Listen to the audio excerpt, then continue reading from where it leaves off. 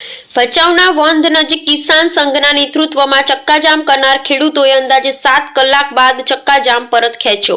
Bhuj collector કચેરીમાં યોજાયેલી બેઠકમાં સુખદ સમાધાન થતા ખેડૂતો નેશનલ હાઈવે ખુલ્લો કર્યો।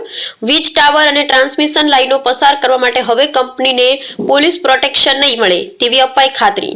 પૂરતું વળતર ન મળે ત્યાં સુધી કામગીરી સ્થગિત રાખવાની ખેડૂતોની માંગ સ્વીકારાઈ હોવાનો કિસાન સંઘનો દાવો। ભુજના લોડાઈ, જવાહરનગર, ભચાઉના વાંઢિયા સહિતના ગામોમાં ચાલતી કામગીરી બંધ કરવા રજૂઆત કરાયેલ હતી। બ્યુરો રિપોર્ટ રાયા આવેશ રાણા। આપનો બધાનો પહેલો તો જે આજનો સહકાર આપ્યો, આવનારા દિવસોમાં ડબલ તાકાત સાથે આવો ને આવો। જ્યારે કોઈ પણ ખેડૂતનો ઇસ્યુ હશે ત્યારે આપણું આંદોલન સ્થગિત નથી થઈ ગયું, આંદોલન આપણું જારી છે એમ કહીએ તો કહી શકાય।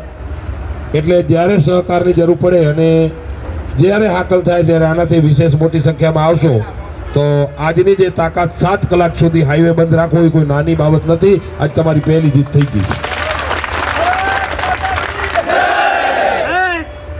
7 કલાક સુધી નેશનલ હાઈવે બંધ રાખવો એ કોઈ નાનું સૂનું સંગઠન કામ ન કરી શકે। આ સંગઠનની તાકાત, આ તમારી તાકાત છે ને, એટલા માટે થઈને આ થયું છે।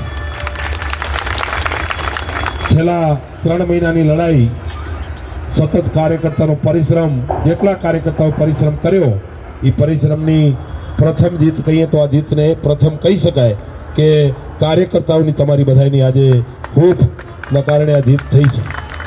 નાના મોટા ઇસ્યુ થયા હશે, કોઈકને કંઈક અમારા દ્વારા પણ કંઈક વધઘટ કહેવાઈ ગયું હશે તો હું માફી ચાહું છું આપણા પાસે કે તમે નાના કાર્યકર્તાઓ છો અને અમારાથી ક્યારેક ક્યાંક બે શબ્દ કડવા પણ કહેવાઈ ગયા અમારો, કારણ કે હાઈ ટેમ્પરેચર હોય। છેલ્લા 3 મહિનાથી ઘરે ન ગયા એટલે સતત આની લડાઈ લડતા એટલે ક્યાંક હાઈ ટેમ્પરેચરમાં કોઈ કાર્યકર્તાથી મારાથી વધઘટ કહેવાઈ ગયું હોય। આપણે બધા ભાઈ છીએ, ક્ષમા કરજો, એટલે એવું કોઈ મનમાં લઈને ઘરે ન જાજો એવી પહેલી મારી આપણે સૌને વિનંતી છે। જે અધિકારીઓ આપણને બપોરે ખેતરે કીધું કે બંધ નહીં થાય, એ જ અધિકારીએ અત્યારે એમ કીધું।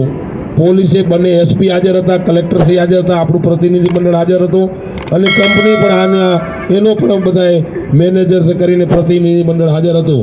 અત્યારે કલેક્ટરે બંને એસપી સ્પષ્ટ કહી દીધું છે કે હવે તમને ક્યારે પ્રોટેક્શન આપવામાં આવશે નહીં।